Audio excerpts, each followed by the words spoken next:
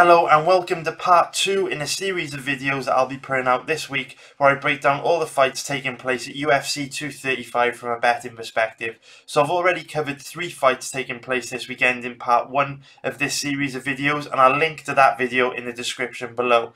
Also, if you would like me to do a bonus video on Friday or Saturday where I look for prop bets for every single fight taking place this weekend, please hit the like button below, and if this video gets 50 likes and every other video that I put out this week gets 50 likes, I will do that live stream video on Friday or Saturday. Also, I want to say a big thank you to everyone that liked yesterday's video. I've already had 50 likes on it, so I can't thank you enough for the support. And please also subscribe to help the channel grow. So a prop bet, if you're wondering what a prop bet is, a prop bet's basically a really highly specific bet that you can place on a fight. So for example, if you wanted to bet Lawler to win by knockout or TKO at 4.75, that would be considered a prop bet. So if you want to see me try and find a decent value prop bet for all of these fights at UFC 235, hit the like button below, and I'll do a live stream video on Friday and Saturday where I do that, and I'll also be answering all your questions about these upcoming fights. So the first fight that I want to get into today is a fight between Torres and Zhang. So I've got to be honest with you guys, I have missed the boat on Torres, absolutely no doubt about it. If we take a look at the current odds on this fight, you can see that Torres' odds have already declined by quite a bit from where they were. You know, when they first opened, you could get her at around about 2.57. Now, to be honest with you, I don't really take those odds seriously, because the way that odds movement works is obviously the more money that gets bet on a certain fighter, the more the odds decline. And as more and more gets money bet on each fighter, the odds adjust. The way that the bookies basically protect themselves from setting really inaccurate lines is when they first release betting odds, they will set super low maximum bet limits on those opening odds. So what will happen is, when the bookies first release odds, for example, Torres here looks like she opened at about, call it 2.57 when the odds were first released.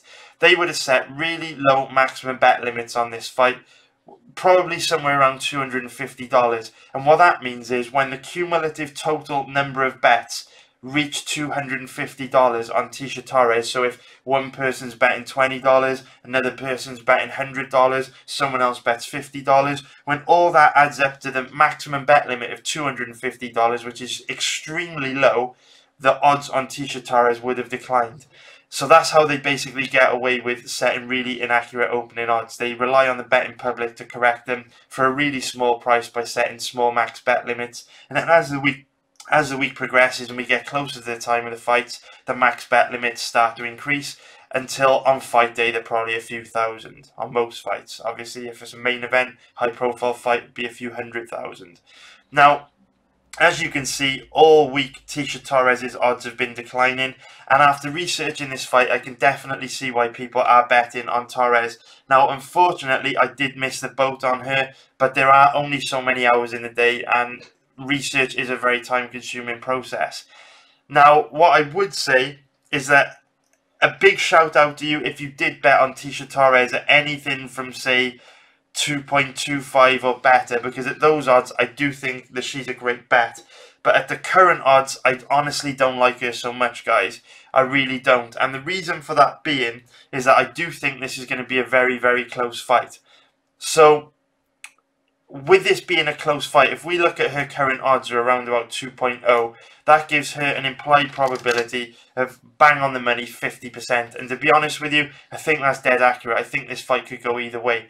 Because even though I do give Torres a technical advantage almost everywhere, the problem with Torres is that she does lack power in her strikes to back her opponent up.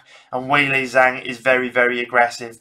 And as we know, the way that MMA fights are scored is very, very subjective. So if you've got, Torres working on the outside, landing strikes from the outside, but not really hurting Zhang because she lacks power in her strikes, but then we've got Zhang walking her down, you know, maybe only landing 1 strike for every 3 strikes that Torres lands. But if Zhang strikes are backing Torres up and doing more damage, and you know, you see Zhang as the aggressor, then instead of judges scoring the fight in favour of the counter striker Torres, they may score it in favour of the aggressor in Zhang. And you can never really tell which way it's going to go, because MMA judging is so subjective, particularly in close fights like this.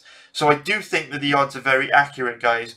What I would say is that in terms of striking, I do think Torres, like I've just said, has a significant technical advantage, but that might not mean that much, because Zhang's aggression and Torres' lack of power to gain respect and back her up might mean that even though Torres may outstrike Zhang, the judges still score the fight in favour of Zhang if it stays standing. Now, what I would also say about Zhang is, with her striking, she really isn't that effective at all. She's very good at pressuring her opponents and backing them up and controlling the centre of the cage. She's very, very aggressive, but she doesn't really do a particularly good job of landing anything on her opponents. She tends to rush forward in straight lines, which means she's there to be hit and there to be countered. And she also throws kind of like weird range-finding side kicks that don't really do any much damage. And for a black belt in Taekwondo like Tecia Torres, she should be able to see those really slow, telegraphed side kicks coming from a mile away and get out of danger. So what I would also say about Zhang, I want to show you this video here of Zhang. Even though she is quite a strong grappler, she is very heavy from top position, and she also does a really, really good job of inflicting a massive amount of damage from top position with ground and pound. Her takedown defense is a little bit questionable, so I just pause that here just so you can see what I mean. So here we've got Bianca Sattelmayer shooting in on a single leg takedown. As she turns the corner, look at how easily she puts Zhang on her back then. You can see it again here. Sattelmayer closes the distance with strikes in on a single leg. She's in on a single leg here. Got both her hands connected together, and she just turns the corner and easily puts Zhang on her back, which is really, really disappointing. And when Sattelmayer's in top position, Zhang really doesn't look that dangerous off her back at all. You know, Tecia Torres is primarily a striker, but over the last few years, we've seen her go more and more to her grappling. You know, she tried to take Joanna Jędrzejczyk down. She was threatening with submissions against Jessica Andrade. And she's showing a willingness more and more to use her grappling. I believe her grappling was a deciding factor in the fight against Michelle Waterson, which she won. So what I would say is, even though you would consider Zhang to be the stronger grappler, and Zhang can definitely inflict more damage from top position, you just saw with that very, very weak takedown that Sattelmayer was able to hit, that there is a possibility that Tecia Torres could get her down and could have prolonged periods of top control. Now, the only other thing I want to say about this fight is, even though Tecia Torres hasn't looked bad over the last few months, she has been a bit of a nomad. She has been travelling around with her girlfriend Raquel Pennington to different gyms, different training camps. I believe they were living out of an RV for a while. But if you check Tecia Torres' Instagram profile, it does look now that she's back at American Top Team, which is really, really good to see. Like I say, it's not that Torres looked bad in her last couple fights, but it's definitely great seeing her back in an amazing gym like American Top Team. Here you've got Luis Santos, which is someone that we'll be talking about a little bit later on in the Ben Askren versus Robbie Lawler breakdown. But yeah, now that it's clear that Torres is back at the main ATT gym in Florida, this is good stuff. So hopefully we will see a new version, or not a new version of Torres on Saturday night, but hopefully Torres will come in with an intelligent game plan. And if she does come in with an intelligent game plan, I think she'll win. So shout out to you if you're able to bet Torres at 2.25 or better. At that point, I do think there would be good value, but in a fight that I consider to be 50-50, you know, that is the bare minimum I would consider betting Torres at 2.25, giving yourself a 5% margin on the bookie. If you're looking to bet this fight at the moment, for me it's a definite pass. Could go either way. Really difficult fight to call.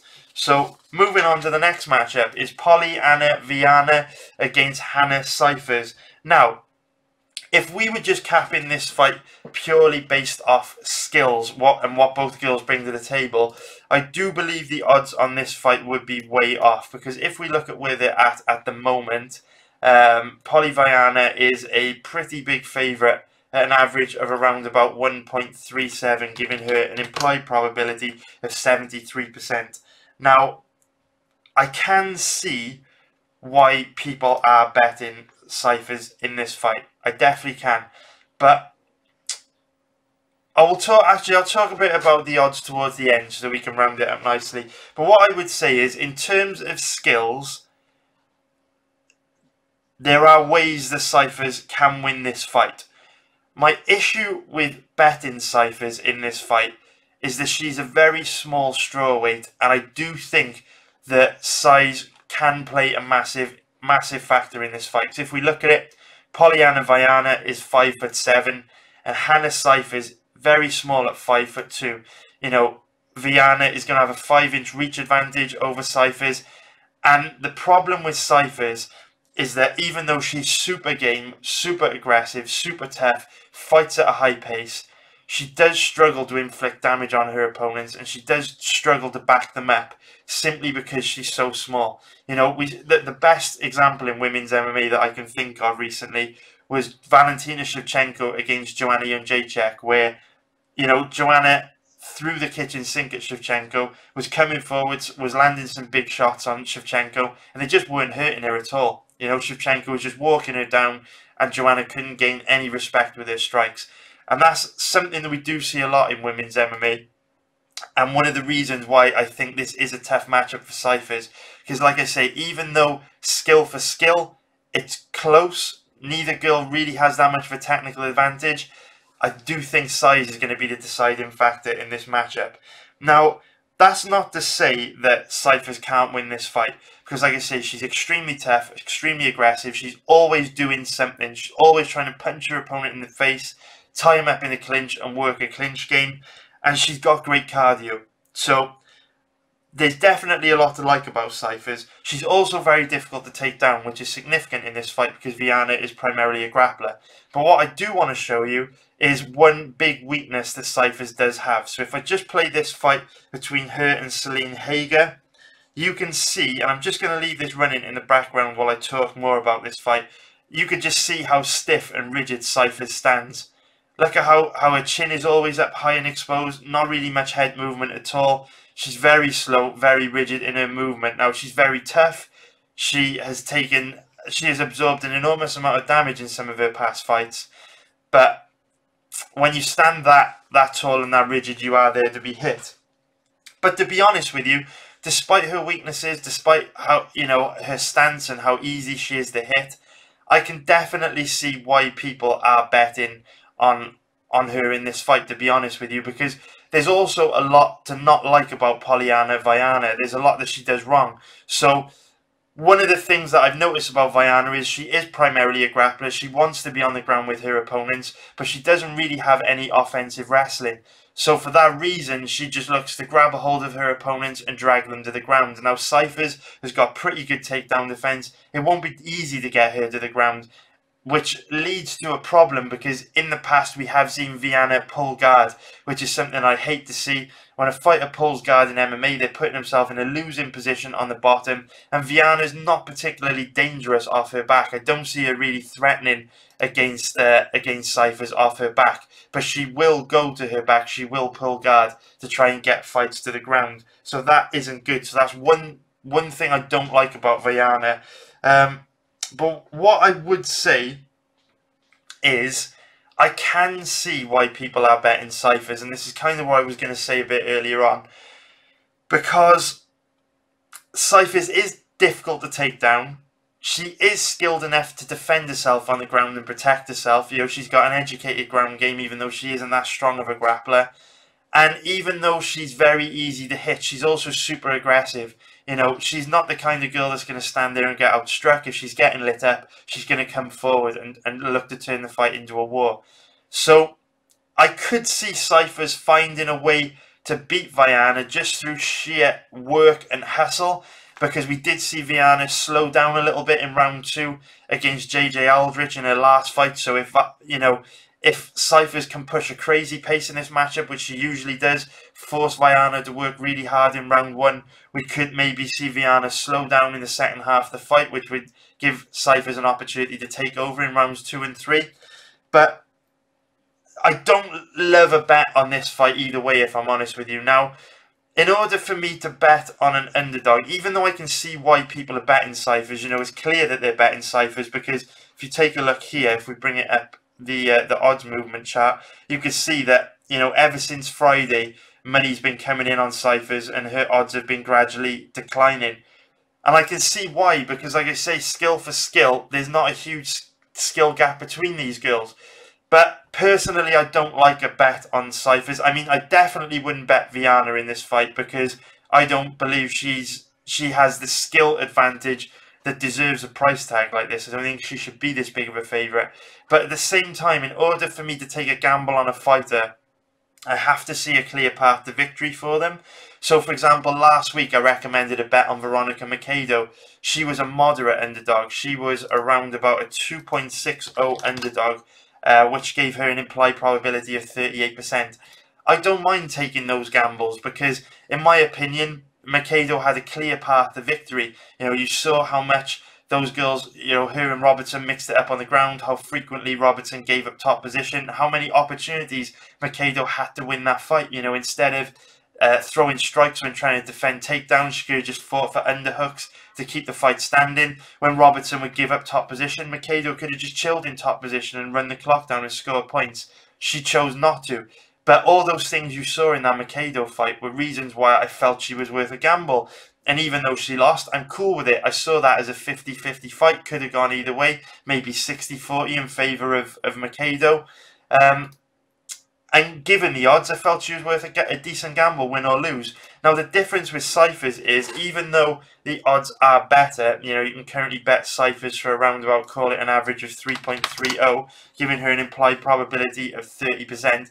My problem with Cifers is, because of the size difference, it's quite possible that there's no real path to victory for her, because even though she's skilled enough to defend herself on the ground, Viana is way more technical. She should be able to dominate.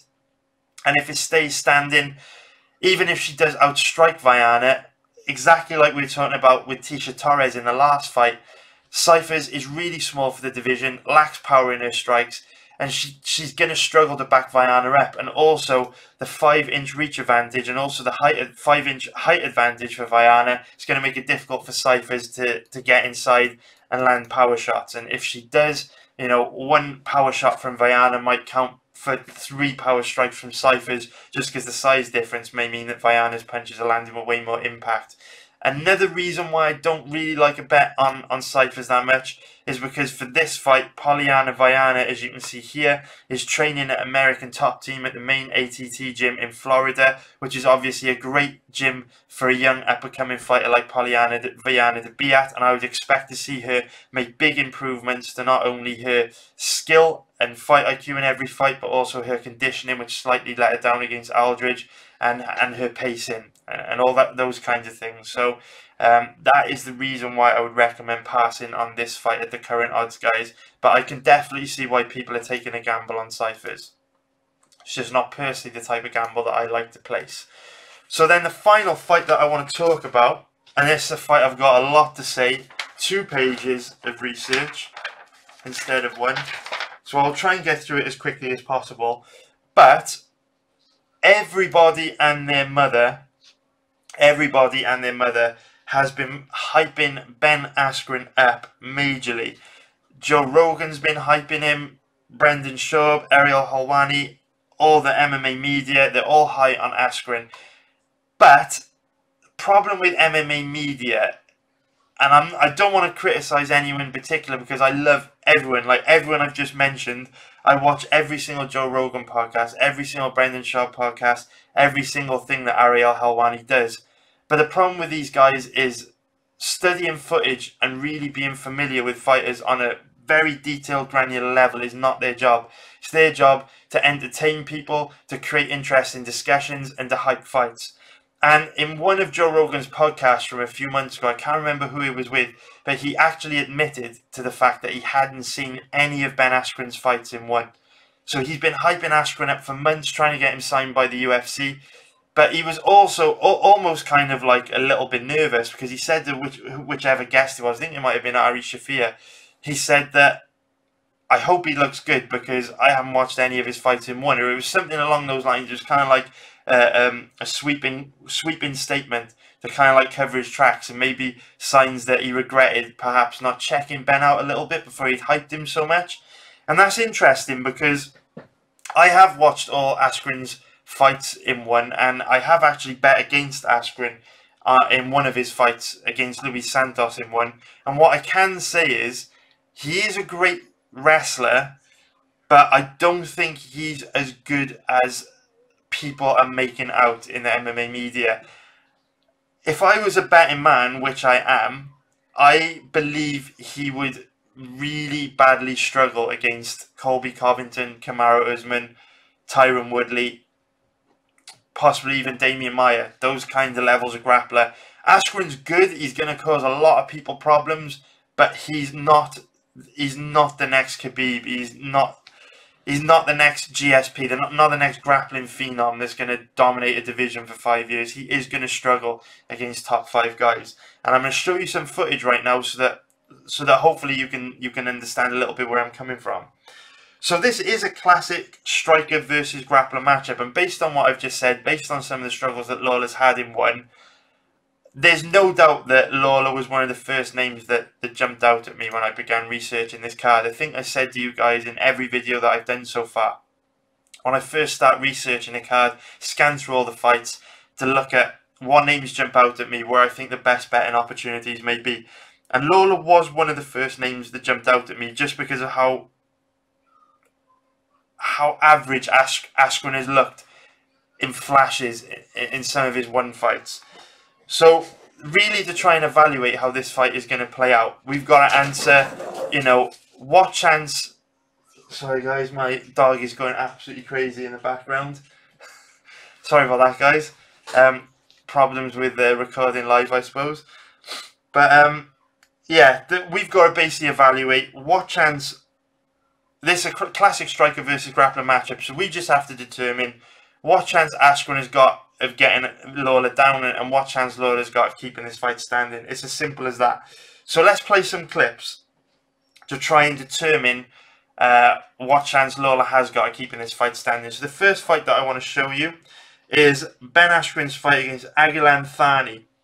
Now, what you are going to see very early on in this fight is how rigid and vulnerable and stiff Askren looks standing. So very similar to Hannah Cifers in many ways.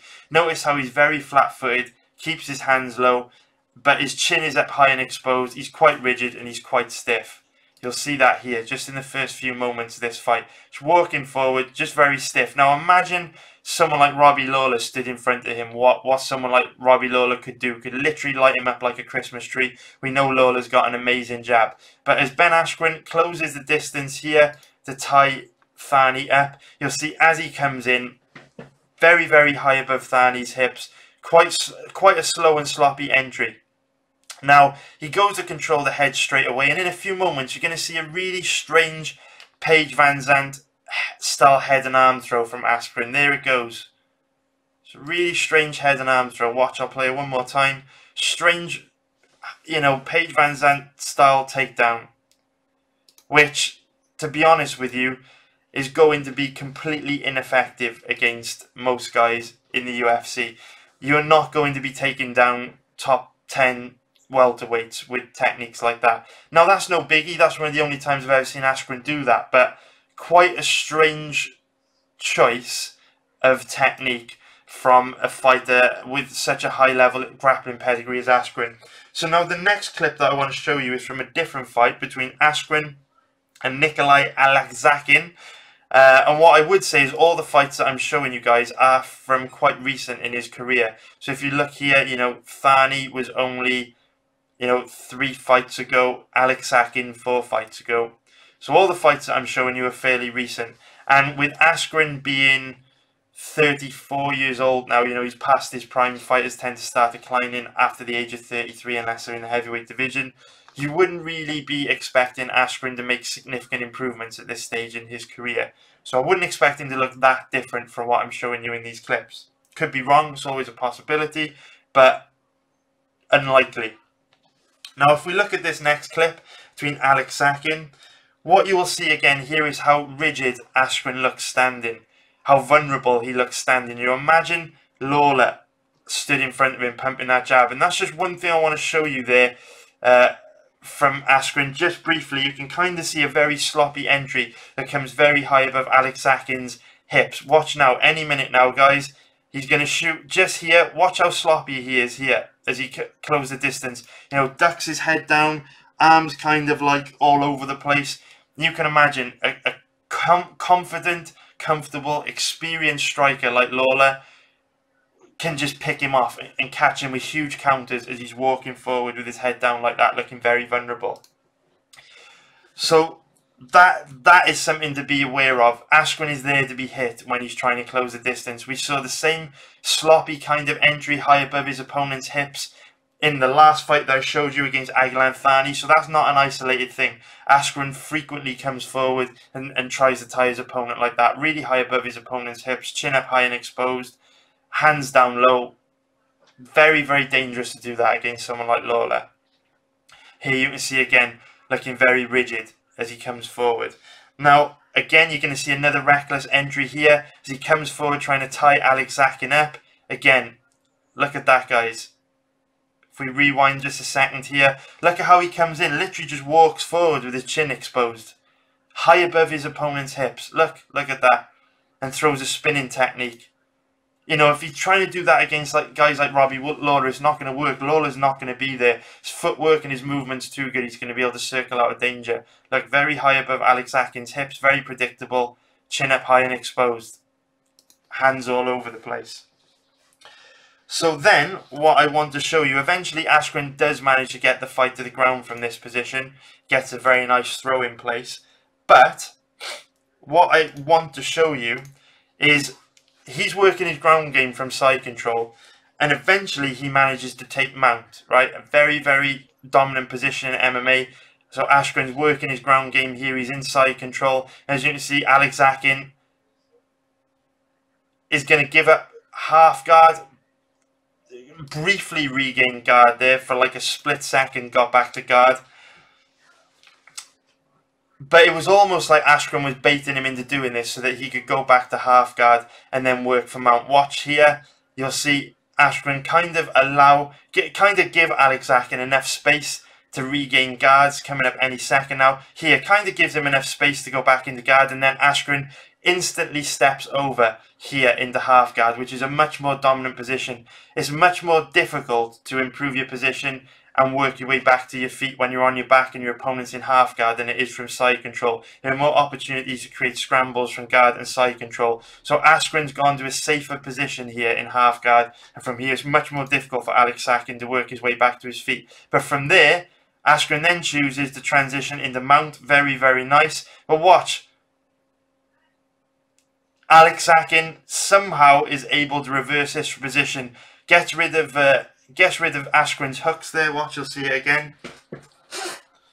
So Askren senses the mount is coming. As the mount is coming, he turns with Askren, releases Askren's left hook here, does a great job of clearing his left leg, and uses his hand then to get rid of Askren's hook, and winds up back in top position. Now, Askren is a super high level grappler, an absolute nightmare, but can you imagine Khabib Nurmagomedov getting reversed in that position, or GSP getting reversed in that position? It's just not going to happen, guys.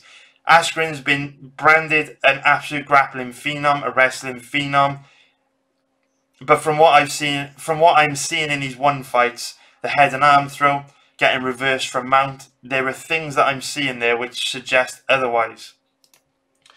So then, guys, we are going to skip on a little bit to another takedown here from Askren.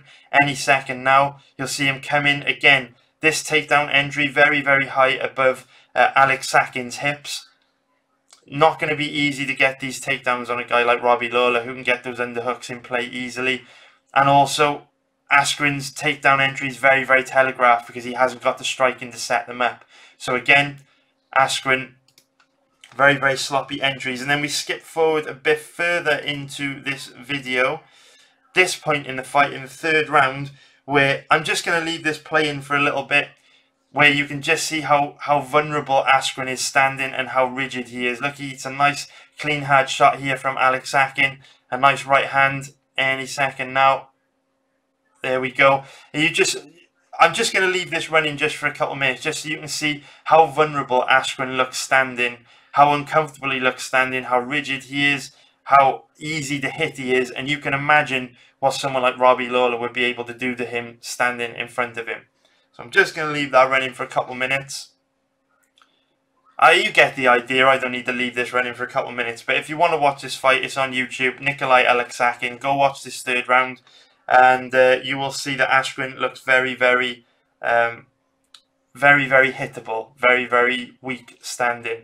So then the final thing that I want to show you is a bit later on into the fight. At this point, again, you were seeing how vulnerable Askren looks standing, but just the predictable takedown entries. There you see it there.